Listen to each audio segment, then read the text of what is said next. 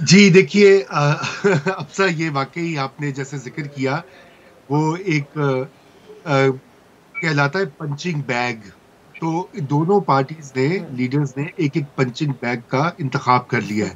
خان صاحب ہر اچھی بری چیز جو ہے وہ جنرل باجوہ کے کھاتے میں ڈالتے ہیں. وہ جو کوئی کامیابی اگر ان کو کوئی حاصل ہوئی ہے تو وہ کہتے ہیں جی دیکھو میں نے اتنا اچھا کام کیا, باقی ہر چیز جنرل باجوہ کروا رہے تھے, اپوائنٹمنٹس بھی وہی کروا رہے تھے, فیصلے بھی وہی کر رہے تھے, وزیر بھی وہی لگا رہے تھے وغیرہ وغیرہ.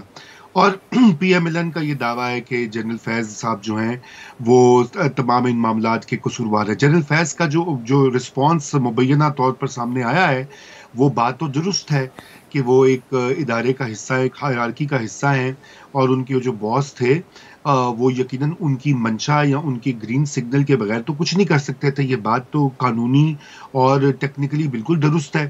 مریم نواز کیوں نام نہیں لے رہی جنرل باجوہ کا؟ جنرل باجوہ جب سرو کر رہے تھے 5 وزرائے اعظم آئے اور گئے, اس دوران ان کا وہ نام تک نہیں لے رہی ہیں. دیکھیے پہلی تو یہ بات ہے کہ مریم نواز کے چچا جان جو ہیں وہ ملک کے وزیر اعظم ہیں, اور جو آرمی چیف کا جو عہدہ ہوتا ہے اس کے بارے میں آرمی بڑی سینسٹیو ہوتی ہے. آپ دیکھیں کہ ہمیشہ ادارے نے اپنے سابق جو سربراہان ہیں ان کو پروٹیکٹ کیا ہے. جنرل مشرف کا دیکھ لیجئے, ابھی وہ آئے تھے, ان کو باقاعدہ اعزاز کے ساتھ دفنایا گیا.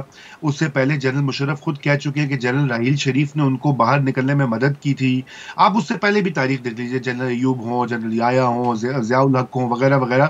تو بات یہ کہ وہ تو اب وہ اگر وہ سابق سی او ایس کا نام لیتی ہیں تو پھر وہ یقیناً وہ ادارے کا میں کیا اور کہہ سکتا ہوں احترام ہی ان کو مقصود ہوگا. اور دوسری بات یہ کہ یہ بھی درست بات ہے کہ ان کے اگر چچا ادارے جان کا احترام مقصود ہے تو پھر باقیوں کا بھی نام نہ لیا جائے.